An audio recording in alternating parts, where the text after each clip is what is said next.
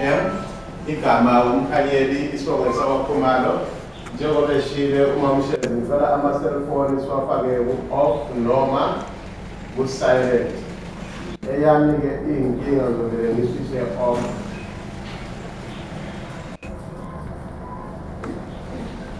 Right, sesifakile-ke ama-cellphone ethu ku-off.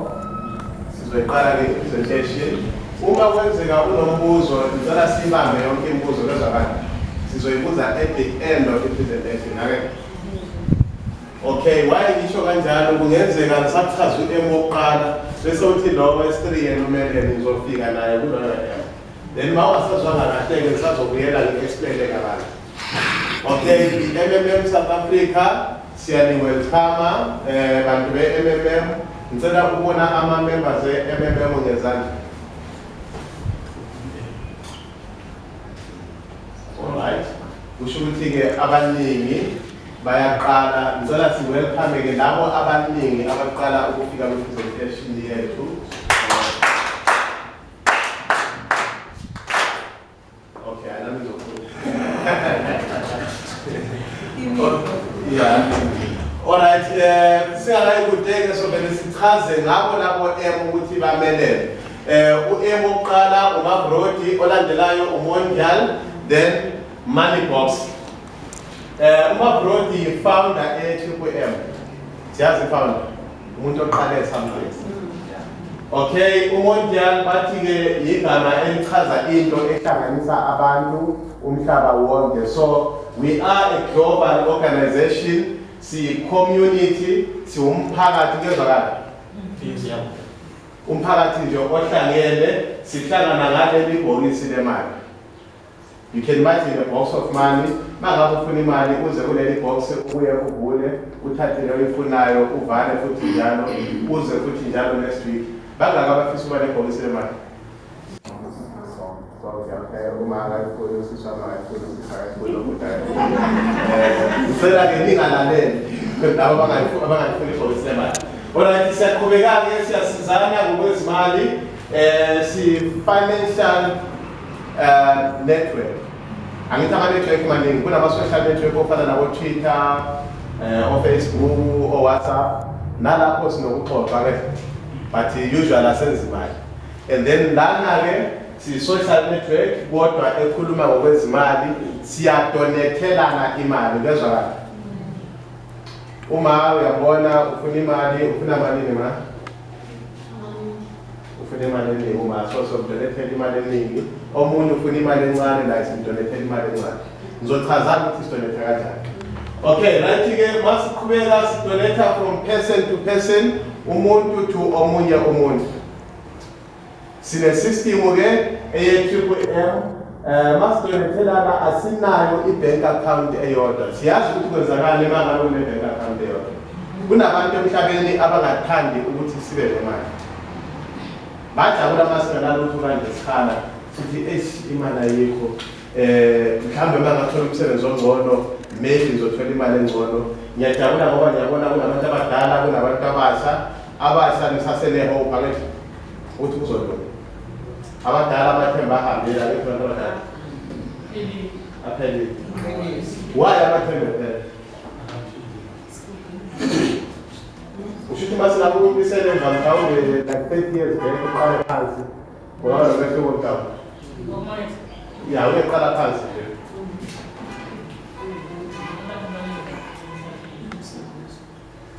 Yes, uma kuthi imisebenzi vele ayikho akithi. Even ukwazi usebenze, it doesn't matter. Imali ekhona encane, imali yokusebenza ikaliwe. Bakhona abasebenzayo. Kwena ngezansi. Waiting. Uyiwani. Abantu asebenza. Why singasebenza? Msebenza wakho. Ngiyafuna kodwa. Alofoni. Okay. Siyabonga. Siso usebenzayo, why are you here? Angithi abanye abasebenzi bathi bafuna umsebenzi yakwazi. Usisi uyasebenza bathulana ubekwa yini la sisa. Ufuna imali eningi. So why umsebenzi wakho ukhalele ngalaba abaningi? Okay, right, masisebenza kune-problem eyi-1, imali esiyikholayo is enough for a few days. Uma kukuthi wakwasebenza abanye banokuthi 5 days. Yakho imali is enough for how many days ngiyaqolisa ukubuza ngoba uyi-1 osebenza. 3 days, yeah. Abanye bathi 5 days, abanye 3 days, abanye 2 days. Abanye banokuthi imali iphela before uzoyithola mawusebenza. So kusho ukuthi mawusebenza sometimes nokuyikhohlisa asithi imali ikhona. But anyway, asinayo i-bank account eyodwa ngoba labantu abasiphethe bafuna sikhole leyo mali encane ezophela within 3 days. Sibuyele futhi siyosebenza, usebenze until ureach u-60 years or 55 years. Bakutshela ukuthi siyokunikeza i-package uyehlala phansi. Akekho? Bakhona abantu abathola ama-package la endlini? Anyone wathola i-package? Ningabe namahloni. Okay. Anyone wa-retire again? Retired? Alright. Okay, asiqhubekeni-ke ma-retire usually imali leyo oyitholayo nayo izoba ncane kakhulu, siyabona? Very small. Sokuqala ukuba inkinga kuzingane zakho. Now sizokhuluma ngokudonethelana sishintsha iy'mpilo zethu singalindi ukuze uye-retire unganalutho, kezwakala. Sizovuselela nama-dreams lawo uma uthe amaphupho asabalala phela. Namhlanje amaphupho wonke aqala phansi. So kubalulekile-ke ukuthi silalele sisi. Okay, masiqhubeka-ke sizokhuluma nge-community yethu eka-Triple M iqale ngo-2011. So kushuthi na 4 years ikhona emhlabeni. Iqala uyena ubaba uSergey Mavrodi. uSergey Mavrodi waseMoscow eRussia ngokuzalwa. Abanye ngethemba siyazi eRussia umzabalazo. Bakhona ama-conference. Akekho owafika eRussia. Yeah, iRussia siyazi umzabalazo. iRussia yakhulula i-Africa yonke using isibhamu esikhile. Bakhona abasazweni osibhamu mhlawumbe. Yeah. Now umzabalazo. Okay. So bathe besikhululile sonke-ke like political. Labo bantu abaphethe imali basala bephethe njeqolisa ukupolitika namhlanje. Usually politics nokupresenta nje.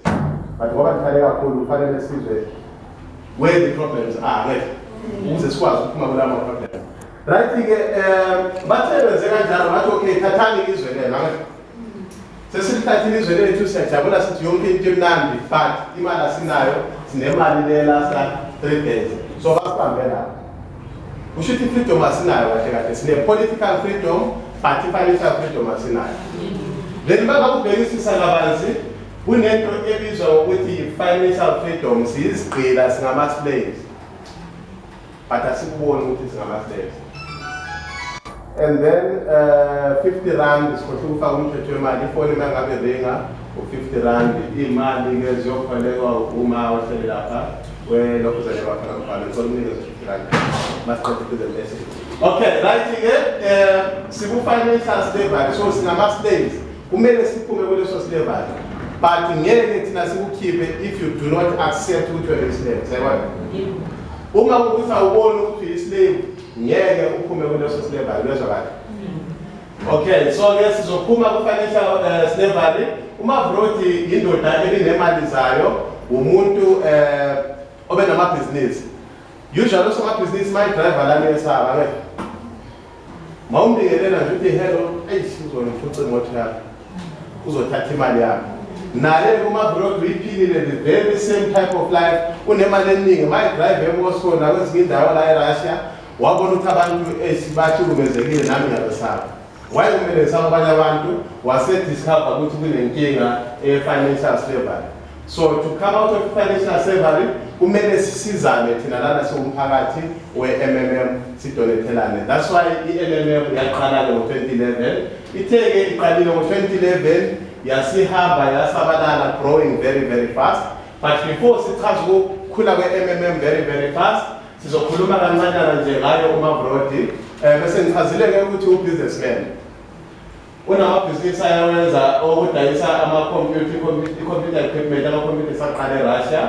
And then umuntu ofunde kakhulu wafundela i-mathematics ebizwa ngokuthi i-applied mathematics. Kusho ukuthi yakwazi uku-calculate kahle noma engana-calculate. And then-ke wafundela ne-programming yama-computers kubaluleke kakhulu. ubhale izincwadi, ama-books, wabhala nama-poems. Ama-books akhe benza ama-movies, nizwabona ama-movies as time goes on. Otherwise noma ungenza i-search kwi-internet uthi imovie kaMavrodi nizwabona bese siwabona. Right, masiqhubeka-ke sithe ivele yagrowa very fast. Ikhule very fast from iqale ngo-2011. So far it's in more than 108 countries umhlaba wonke. Ngizocela ukubuza ama-countries size sifike ku-100 bese siqhubeka nge-presentation. Okay, yeah, isikhule kanjalo-ke, too many countries. Even singasiqamba ama-countries awu-100 mhlawumbe ngeke siwenze wangale. Yasifika-ke lana eSouth Africa ngoFebruary this year.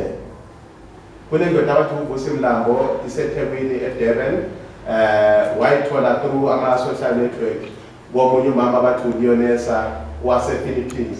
Siyabona ihamba kanjani?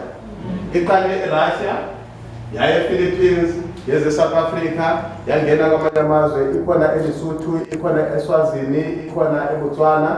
Manje baprepare ukuyilauncha eNigeria, bafuna ukuyifaka koGhana, Kenya, you name it. So mawulalele lana ukucabanga abanye abantu in other countries. Okay, so ikhula very fast. We are the #1 donation exchange program. Yazi mangikhuluma kanje umnye aqale yafanisa ukuthi oh siyadonate akusho ukuthi ifana nale yale. Omunye nawo ifanisa lena angazi ukuthi ifanisa na yipi. Sizozwa umehluko masikhuleka. Lana ke siyasizana. We help those who are in need of money. Sithi provide help. Someone provide help. Yeah. Okay. Then again, uzothola your own personal office. Bese sizofaka imali yakho ebizwa ngama-Mavro sizoyichaza imali. I-office ke asinawo ama-office angamabhilidi. Abantu abaningi mabejoyina bathi manje ngiphi i-office? Iphi head office?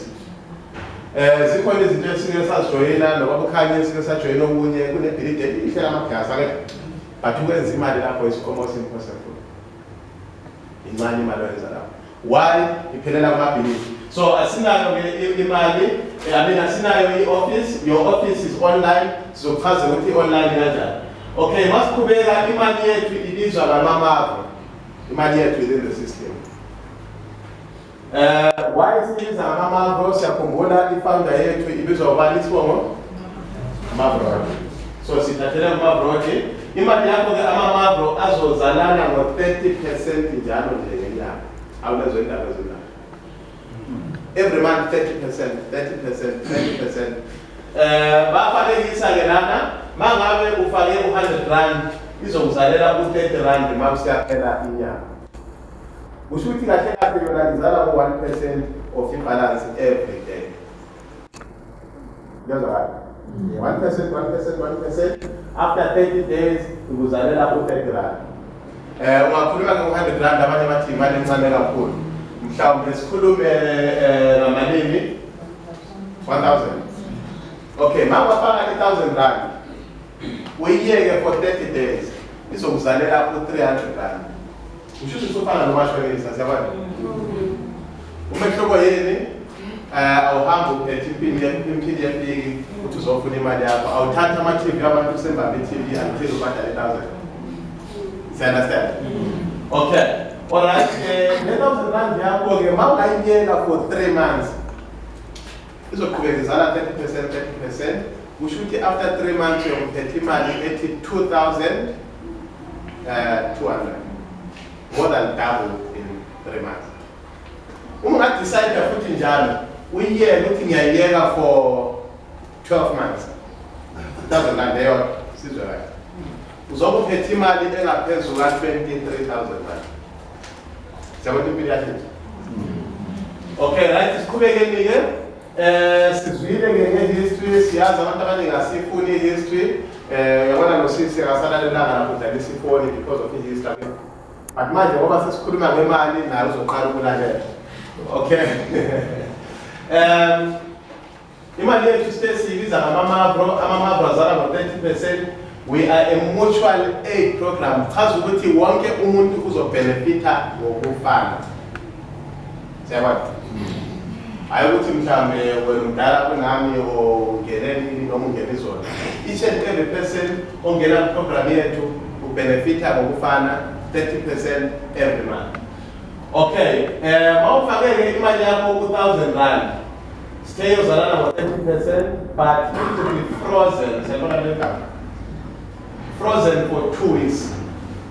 Yes, I think it's a little frozen in South Africa. Umuntu siyacaba ukuthi imali yakhe isifrizwe kuphi ebhenki.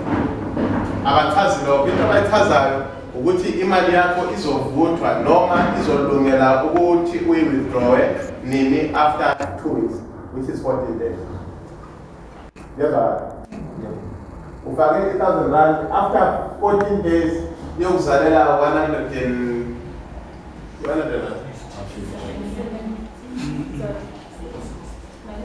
Okay, maybe 130 rand. Yeah, 130 rand in 2 weeks.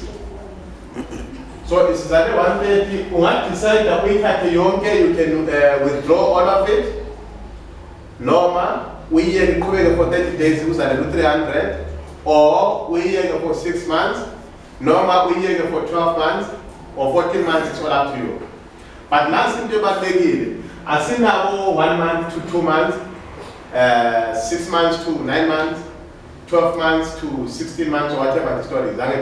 Interest now like 14 days. Yeah, but 14 days, as long as you provide usizo, as long as you donate omunye, now you can ask for a donation. That's right. Yes. Are we here? Yeah. Okay. So someone else has a question. Did you ask a question? Yes. Okay. Yeah, what's up? Last time I was out, was it? What am I going to say? I was out. Okay, we don't use about Umbuzo, and I was Umbuzo, so 20 Iman. So, let's say Umbuzo coming from this life or Namaste that do about the history community here. So, in first time, let's say a family. Cinema is on what the registration bonus. Uma uregister namhlanje sizokubonga for your registration. We will say thank you for registering with us and we give you a bonus. Yes or not? Alright, the bonus we told about donate imali over 700 rand and above. So what is an example 8,000 rand. Now we donate 8,000 rand sizokubonga for $20. $20 is about 240, 250 rand. Imali sikubonga ngayo. Just to join the community. Mawujoyine ngemali encane mhlawumbe 500 rand or less, awuyitholi i-registration bonus. Then mawusuza next time ubuye mhlawumbe uthethe ku-10,000, awusayitholi at all the bonus. Uyithola only on your first donation. As ngikhuluma kahle namhlanje slowly ukuze maye kuze umbuzo le mali azoyikhipha ngazi imalini omunye ahambe nayo. Last time we now ukhiphe 1,000 rand angazi ngabe ukuthi imalini uma kuye. Yeah, imali. Okay. Right, mama kungene ngemali oku 7,000 rand and above sizobonga ngemali which is $50, that's roughly 600, 700 rand. First donation. And then i-donation yakho yokuqala mayingaphezu kwabo 32,000 rand sikubonga ngemali engaphezu kwe-1,200. Nasi indaba emnandi nayo le mali le iyazalana for 30% njalo njengenyanga. Every month iyazala 30%, 30%, 30%. Are we together? Yes. Are you here? Yes. Akalibukeke nje abantu abayedwa. Sikunika imali akusiyapho. Ibuyizalane futhi njalo ngo-30%, ngifike nokushaya izandla awulandela.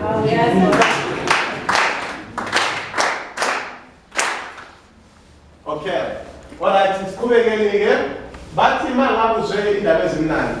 Ngibone izandla zabantu asebejoyinile zi-fewer than abantu abazolalela i-presentation, which is very good. Okay? Why kwenzeke kanjalo? It's quite natural. Uma uzwe into entsha oyibona ngathi mnandi kuwe uhambe uyothini? Utshela abantu. Utshela abantu abazondana abathandayo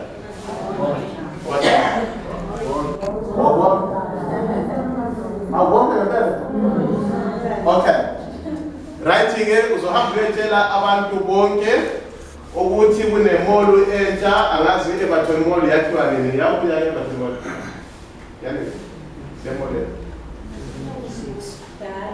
2006 2012 yani ukubona ngengadluli yakho so ithe yakhiwa nosuka watshela abantu ukuthi ningasahleki ephaza ningasahleki kuphi asambeni kunemolu entsha ke nabo batshela abantu ngalokho uthola malini nothing but why izinto ezifana nalezo lana ke bathi ungahamba uyotshela abangani bakho sizokunika u-10% of all of their donations nangabe donate imali yakho 1,000 rand wena uthola 10% which is 100 rand mezwakala okay nase indaba emnandi kunabantu abahlabana mali ngoba abantu sobona ngathi nefuna imali yayifuna short okay mangabe nifuna imali usondele kuze abantu abafuna imali bala this side uzandakuzona yafuna imali okay ifuna umuntu oyi-1 2 okay right mangabe sifuna imali ngicela silalelisise ngoba nani ngenza into efana nale ayithola imali uzosijoyina namhlanje ke udonate le mali encane onganayo imali encane ongayifaka u100 rand ngezwakala imali enkulu u100,000 Alipakuwa na abantu abazi abanemali. Abantu abafuna imali engoba. So wena uzojoyina ngo100 rand. Mawusu joyinile ngo100 rand bese uyabiza labantu abanemali eningi ungabachazela. Ngoba ungabachazela bazobuza imibuzo uhlule ukuyiphendula. Ungahlule ukuyiphendula baye ukujoyina. Bese nihlangana naye loyo muntu niyazi MMM ethi oh nganayizwa esibukele. Isebenza kanjani? Bese ngimchazela mina angibuza imibuzo ngiphendule kahle ajoyine into. So wena ngoba una mali